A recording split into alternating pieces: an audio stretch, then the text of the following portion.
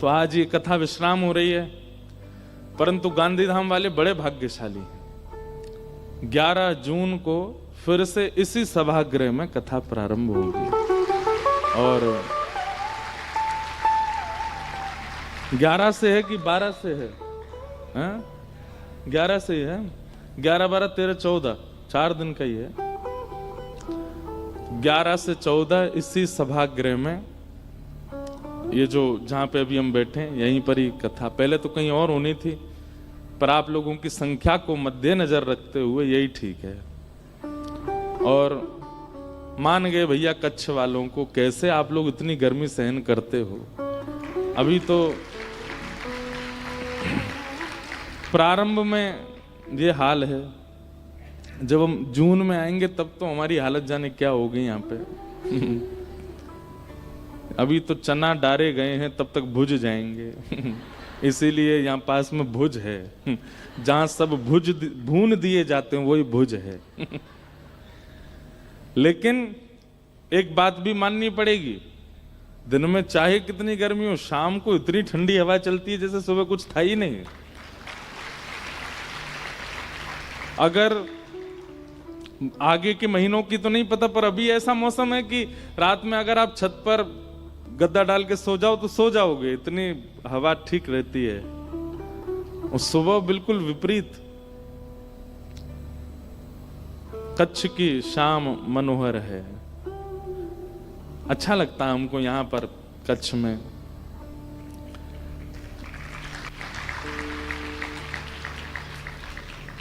हमको आज एक सूचना मिली कि वृंदावन भाव यहां कहा गया, सुनाया गया, उससे प्रसन्न होकर के जो यहाँ सब संत महापुरुष आते थे उन लोगों ने एक हमको पत्र लिख के दिया है कि जब आप जून में आएंगे, कल यहाँ बैठक हुई थी और सुबेरे कथा से पहले बैठक में ऐसा निर्णय हुआ कि पृथ्वी जल अग्नि वायु आकाश 5 तत्व, जब कच्छ में इतना वृंदावन भाव गाया जा रहा है तो कच्छ दिखना भी वृंदावन जैसा चाहिए। इस भावना को लेकर के हमारे यहाँ आने वाले जो भी संत महापुरुष और विप्र देव थे, उन सब ने संकल्प लिया है कि अब कच्छ की वायु, पर्यावरण, जल, वृक्ष, इन सबको इतनी मात्रा में यहाँ व्यवस्थित करेंगे कि कुछ समय बाद ये वृंदावन जैसा दिखने लगे। जैसे वृंदावन में कदम्ब वृक्ष हैं, वृंदावन में तुलसी वृक्ष हैं। अब तो वृंदावन में बिल्डिंग हो गई है ज्यादा, अब वो वृंदावन नहीं रह गया, बिल्डिंग बन हो गया है। लेकिन कोई नहीं, आप लोग इस कथा से यही प्रारंभ करें कि कच्छ को पुनः थोड़ा थोड़ा गांधीधाम ही सही, थोड़ा कोई एक ही कॉलोनी ब्रज जैसी दिखने लग जाए, वहां ब्रज जैसी रज हो, वहां पर सघन कुंज हो, वहां मोगरा के, गुलाब के ऐसे सुंदर सुंदर पुष्प हों, यहाँ के नदी पोखरा तालाब शुद्ध पवित्र हों, वायुमंडल सुगंधित हो, रात में ऐसा लगे रास विहार हो रहा है ठाकुर जी का, उसका संकल्प लिया है। तो ये भाव पढ़ के हमको अच्छा लगा। अब ये कैसे करेंगे संत महापुरुष, वो तो वही जाने, उनके कोई विचार योजना होगी कि वो कैसे इस कार्य को संपन्न करेंगे। मूल रूप से बात यह कि वन का रूप प्रकृति सौंदर्य का कार्य करना है। ठाकुर जी को प्रकृति बहुत अच्छी लगती है। जितना ठाकुर जी को श्रृंगार प्रिय है, जितना ठाकुर जी को भोग प्रिय है, जितना ठाकुर जी को राग प्रिय है, उतना ही ठाकुर जी को प्राकृतिक प्रेम है, प्रकृति बहुत अच्छी लगती है।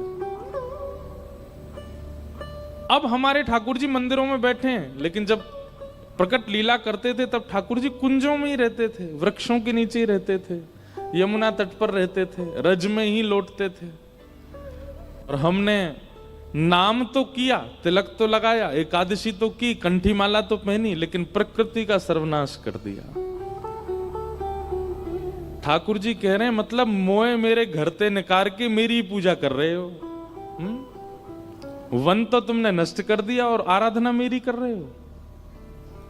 इसीलिए हमें लगता है कि किसी काल में किसी भक्त की जरा सी पुकार पे ठाकुर जी बोल पड़ते थे, और आज इतना रोते हैं हम फिर भी ठाकुर जी बोलते नहीं, क्योंकि नाराज हैं हमसे। हमने प्राकृतिक सौंदर्य को नष्ट कर दिया। मैं स्वयं वृंदावनवासी हूं और हमें ये बात कहने में बहुत लज्जा भी आती है कि पिछले 5-6 वर्षों में हमने यमुना जी का आचमन नहीं किया होगा। क्यों? है ही नहीं जल ऐसा कि आचमन किया जा सके। आचमन करते भी हैं, कभी परिक्रमा के लिए जाते हैं तो इतना जल लेते हैं कि केवल अधर तक जाए पूरा। जैसे गंगा जी में ऋषिकेश हो, हमारी हरिद्वार में पूरा अंजलि में भर के जल आप पान कर सकते हो, ऐसे जल हमने कब से नहीं पिया होगा यमुना जी का। ठाकुर जी उस समय मानो कहते होंगे, तू देख तू खुद नहीं पी सकता और ये यमुना मेरी पटरानी है, मैं कैसे यहां लीला करूं। हम लीलाएं सुनते हैं, वृंदावन रस प्रकट कर रहे हैं, वृंदावन उत्सव मना रहे हैं, ये सब अच्छा है, इस सब से भक्ति हमारी बढ़ रही है, लेकिन ठाकुर जी के सुख का विचार नहीं किया जा रहा है इसमें। हम तो चाहते हैं, मैं तो बहुत दिन से कह रहा था कि जब मुझे कथा करते करते 5-10 साल हो जाएंगे तब मैं कुछ ऐसा भाव रखूंगा कि अब वृंदावन का प्राकृतिक सौंदर्य पुनः लौटे, श्री यमुना जी फिर से पहली जैसी बहने लग जाएं, वन हो, सघन वन हो, कुंज हो, और उसका प्रारंभ गांधी धाम से ही करें। तो ये हमारी तरफ से एक भाव है, आप लोग व्यवस्था करना, हमारे किरण जी और प्रेम जी व्यवस्था करेंगे कि जब जून में आएंगे तो गांधी धाम की एक कॉलोनी, 4 दिन है तो कम से कम 4 कॉलोनी चुन लीजिएगा, वहां 4-4 वृक्ष लगाएंगे। और कुछ ऐसी व्यवस्था करेंगे जैसे कदम्ब के वृक्ष हों, और जो वृक्ष यहाँ, क्योंकि गर्मी का माहौल है, यहाँ की हवा कैसी आप लोग जानते हैं, नमकीन पानी, नमकीन हवा है, उसके अनुसार जो वृक्ष यहाँ व्यवस्थित हो सकते हैं, ऐसे वृक्षारोपण अगली कथा में करेंगे 4 दिन तक। और उद्घोषणा कर दिया करेंगे कि कल का वृक्षारोपण कहाँ होगा, कौन सी कॉलोनी में होगा, वो कॉलोनी के सारे लोग खड़े हो जाएं, सब लोग आवें, वहां थोड़ी देर नाम संकीर्तन हो, पूरी कॉलोनी की जिम्मेवारी, जो वृक्ष लगाए गए वो तो 4 तो हम लगा जाएंगे, बाकी के उनको लगाने हैं और उसका ध्यान रखना है। पर जब जब गांधी धाम आएंगे तब तब उन्हीं के घर जाएंगे जिनके घर के बाहर के वृक्ष सुरक्षित होंगे। लोग बाग हमारे बहुत पीछे पड़ते हैं, इतना पीछे पड़ते हैं, बोले हमारे घर आ जाओ महाराज जी, 2 मिनट पाऊं। मैं कहता हूं मैं बहुत थक गया हूं। कोई बात नहीं, 2 मिनट, मैंने कि मैं थक गया हूं, 2 मिनट। उनको पता ही नहीं चलता कि ये थक भी गए हैं भैया। लेकिन कई लोग वो आपकी जैसी राजी, लो अब हम नियम बना रहे हैं, हम जब कथा करेंगे तो वृक्ष लगाएंगे, और वृक्ष को जो संभालेगा अगली बार जब आएंगे तो उसी के घर जाएंगे जिसके घर का पहले पुछवा लिया करेंगे, कहाँ कहाँ के वृक्ष बढ़िया हैं, उनके ही घर जाएंगे। किसी कारण से तो चलो यही लोभ कि चलो महाराज जी तो भी आ जाएंगे, ये लोभ भले ही ले लो आप, लेकिन उससे कम से कम संरक्षण तो करेंगे पर्यावरण का। वृंदावन में ये कैसे हो, इसकी योजना बनाएंगे। वृंदावन को पर्यटन तो प्राप्त हो गया, बहुत पर्यटन आता है, मेरे ख्याल से उत्तर प्रदेश में सबसे ज्यादा पर्यटन वृंदावन आता है, दर्शनार्थी वृंदावन आता है। उसका श्रेय कथाओं को जाता है, कीर्तनों को जाता है, भजन संध्याओं को जाता है, संतों को जाता है, उनके प्रवचनों को जाता है। पर आ रहे हैं तो कुछ दे करके जाइए वृंदावन को, पर्यावरण, नहीं तो आपका नाम जब आपका कल्याण कर देगा और वो स्वार्थ कल्याण माना जाएगा।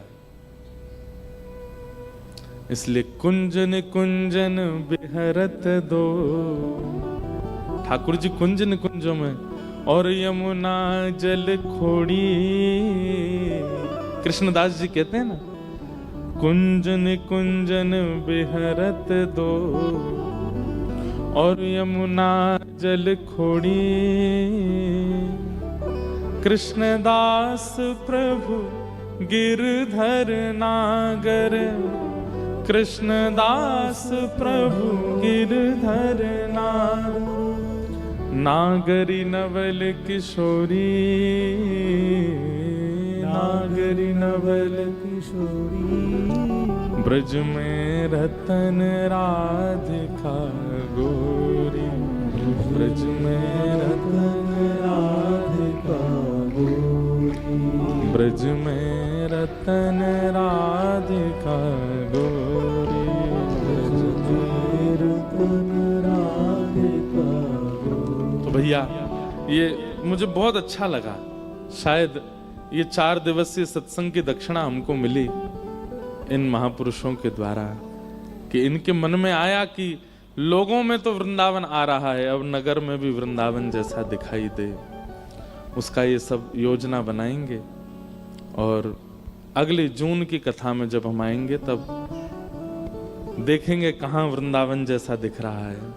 वैसे तो यहाँ के गांव नंदगांव हैं, बरसाना है, गोकुल है, गोवर्धन है, परंतु वो दिखे वास्तव में।